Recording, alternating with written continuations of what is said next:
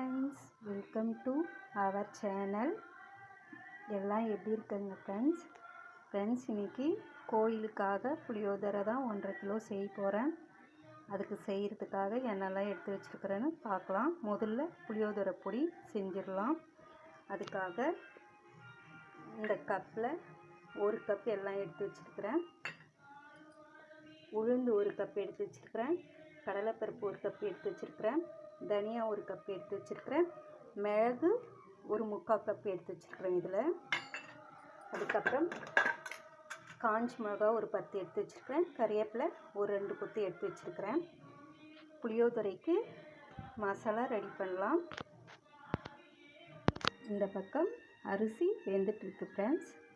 இப்போ புளியோதரைக்கு நம்ம புளியோதரை மசாலா ரெடி பண்ணலாம்.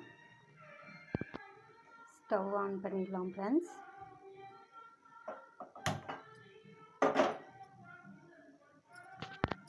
இப்போ கடாய் வச்சுக்கலாம். இப்போ எடுத்து வச்ச பொருளெல்லாம் வறுத்து எடுத்துக்கலாம். புளியோதரை பொடிக்காக புளியோதரை மசாலா ரெடி பண்ணி வச்சுருக்கோம். வறுத்து கடலைப்பருப்பு, உளுத்தம்பருப்பு, காஞ்ச மிளகாய், கறிவேப்பிலை, மிளகு வறுத்து வச்சுட்டேன். இப்போ வெந்தயமும் எள்ளும் வறுத்துக்கலாம் ஃப்ரெண்ட்ஸ். இப்போ எள்ளு வறுத்துக்கலாம். நான் வெள்ளையில் எடுத்துருக்கேன். உங்களுக்கு வேணும்னா கருப்பையில் எடுத்துக்கோங்க. இப்போ எள்ளு வறுந்துருச்சு. எள்ளு எடுத்து தட்டில் போட்டுக்கலாம். இப்போ இதில் கொஞ்சமாக வெந்தயமும் வறுத்து எடுத்துக்கலாம். வெந்தயம் நிறைய போட்டிங்கன்னா கசக்கும். கொஞ்சமாக ஆட் பண்ணிக்கோங்க.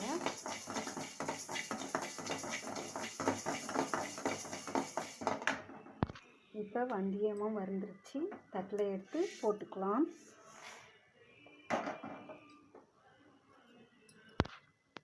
இப்போ கொஞ்சமாக கடுகு வறுத்துக்கலாம்.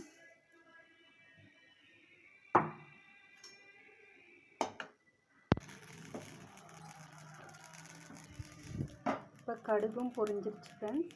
இதை எடுத்து தட்டில் போட்டுக்கலாம். இப்போ ஒரு துண்டு கட்டி பெருங்காயம் சேர்த்துக்கலாம். கொஞ்சமாக 1 ஸ்பூன் உப்பு சேர்த்துக்கலாம். புளியோதரைக்கு மசாலாலாம் வறுத்து வச்சுருக்குறோம். கொஞ்ச நேரம் ஆறட்டும்.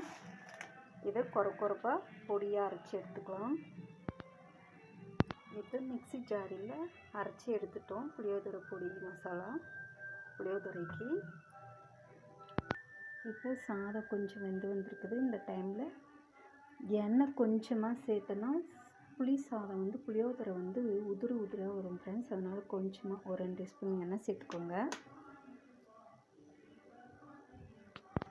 இப்போ புளி காய்ச்சலுக்காக ஒரு 100 கிராம் புளி, வெள்ளை புளி கொஞ்சம், கருப்பு புளி கொஞ்சம் சேர்த்து ஊற வச்சு எடுத்து கரைச்சி எடுத்து வச்சுருக்கிறேன்.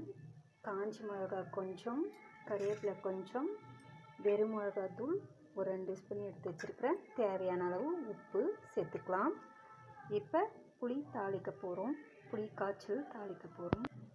இப்போது கடாய் சூடேறிடுச்சு ஃப்ரெண்ட்ஸ். இப்போது எண்ணெய் ஊற்றிக்கலாம். நான் கல்லெண்ணெய் எடுத்துருக்கிறேன்.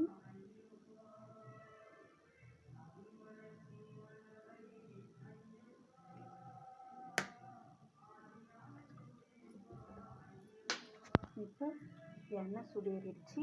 கடுகு 2 ஸ்பூன் சேர்த்துக்கலாம்.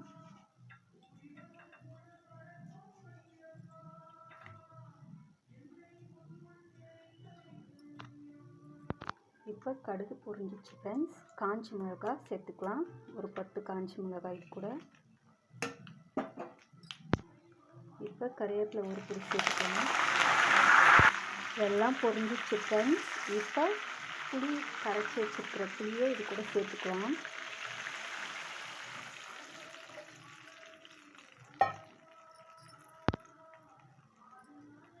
இப்போ தேவையான அளவு உப்பு சேர்த்துக்கலாம்.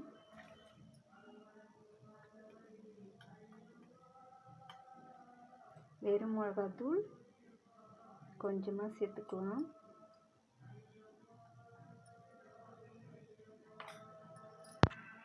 இப்போ மஞ்சள் மஞ்சள் பொடி ஒரு அரை ஸ்பூன் சேர்த்துக்கலாம் ஃப்ரெண்ட்ஸ். மஞ்சள் பொடி. இப்போ பெருங்காயத்தூள் தேவையான அளவு சேர்த்துக்கலாம்.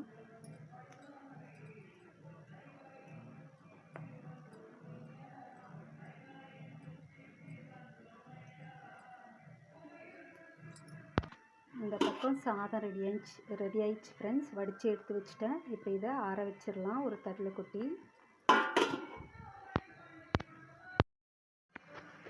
இப்போ இந்த பக்கம் ஒரு கடாய் வச்சுருக்கேன் ஃப்ரெண்ட்ஸ். இதில் கொஞ்சமாக எண்ணெய் சேர்த்துக்கலாம்.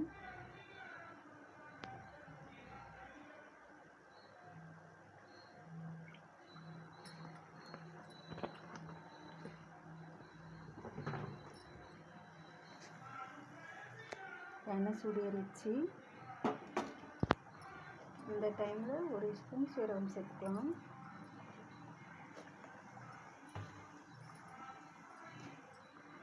கொஞ்சமாக கடலைப்பருப்பு உளுத்தம்பருப்பு எடுத்து வச்சுருக்கேன் ஃப்ரெண்ட்ஸ். இது கூட சேர்த்துக்கலாம். இது நல்லா பொன்னிறமாக வறுத்து எடுத்துக்கலாம். இந்த பக்கம் புளி காய்ச்சல் ரெடி ஆகிடுச்சு ஃப்ரெண்ட்ஸ். இந்த டைமில் ஒரு குட்டி துண்டு வெல்லம் போட்டுக்கலாம். டேஸ்ட் நல்லாயிருக்கும் ஃப்ரெண்ட்ஸ். புளி காய்ச்சலும் ரெடி ஆகிடுச்சு. இப்போ இறக்கிடலாம். இந்த பக்கம் கடலைப்பருப்பும் உளுத்தப்பருப்பும் வறுந்துருச்சு. இது கூட காக்காய் சேர்த்து வறுத்துக்கலாம். பாருங்கள், காக்காவும் போட்டுட்டேன். வறுத்து எடுத்துக்கலாம்.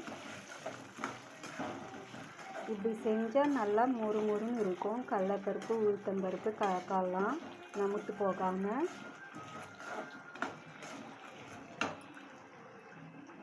வறுந்துருச்சு. இப்போ இதையும் எடுத்துடலாம் ஃப்ரெண்ட்ஸ். இப்போ சாதம் ஆறிடுச்சு. இது கூட புளியோதரை பொடி சேர்த்து ஃபஸ்ட்டு புளியோதரை பொடி கொஞ்சமாக சேர்த்துக்கலாம். ஒரு 2-3 கரண்டி. இதை நல்லா கலக்கி விட்டுருணும். சாதத்தில் நல்லா கலக்கி விட்டுடணும்.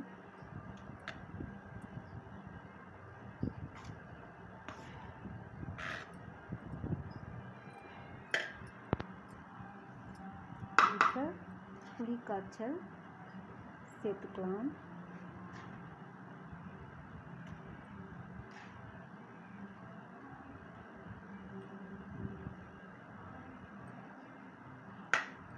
இந்த டைமில் வறுத்து வச்ச கடலைப்பருப்பும் காக்காவும் உளுத்தம்பருப்பும் இது கூட சேர்த்து கலரிக்கலாம்.